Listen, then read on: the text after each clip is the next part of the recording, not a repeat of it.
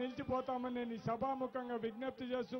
మన అందరం కూడా ఇక్కడికి వచ్చిన ప్రతి ఒక్క కార్యకర్త నాయకుడు అందరూ కూడా మనం జగనన్న వెంట ఉండు జగనన్న నాయకత్వాన్ని బలపరిచి మనం అందరం కూడా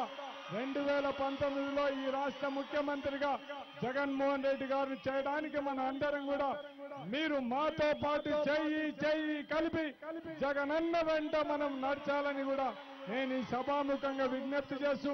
ఇక్కడికి వచ్చిన కార్యకర్తలకు నాయకులకు ప్రజలకందరికీ కూడా విజ్ఞప్తి చేసేది ఒకటే, పొరపాటున చంద్రబాబు నాయుడు గారికి ఓటు వేస్తే మాత్రం మళ్ళా వర్షాలు రాని పరిస్థితి. అదే జగనన్నకు ఓటేస్తే 2004 నుంచి 2009 వరకు దివంగత నేత రాజశేఖర రెడ్డి పరిపాలన సువర్ణమైన పరిపాలన, రైతు పరిపాలన చూసినాం. అటువంటి పరిపాలన రావాలంటే మాత్రం మీరందరూ కూడా ఏప్రిల్ 11వ తేదీ జరగబోయే ఎలక్షన్ లో మన గుర్తైన ఫ్యాన్ గుర్తుపైన ఓటు వేసి నన్ను అదే విధంగా మన పోచా బ్రహ్మానందరెడ్డి గారిని ఈ కర్నూలు జిల్లాలోనే 14 అసెంబ్లీ 2 పార్లమెంట్ సభ్యులను గెలిపించవలసిందిగా మిమ్మల్ని అందరినీ కోరుకుంటూ మరొకసారి జగనన్నను కోరేదొకటే, మనం ప్రజలలో చిరస్థాయిగా నిలిచిపోయే పథకాలు మనం అందరం కూడా మీరు ఈ రోజు నవరత్నాలు తీసుకురావడం జరిగింది కాబట్టి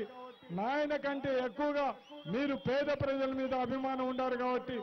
మనం ఖచ్చితంగా అవన్నీ చేస్తే ప్రజల్లో మీరు చిరస్థాయిగా నిలిచిపోతారు. ఈ రాష్ట్రానికి 2019లో కాబోయే ముఖ్యమంత్రి జగనన్న అనేది మాత్రం మనం అందరం కూడా మనసులో పెట్టుకొని మన పార్టీ గుర్తైన ఫ్యాన్ గుర్తుపైన ఓటు వేసి మమ్మల్ని గెలిపించవలసిందిగా కోరుకుంటూ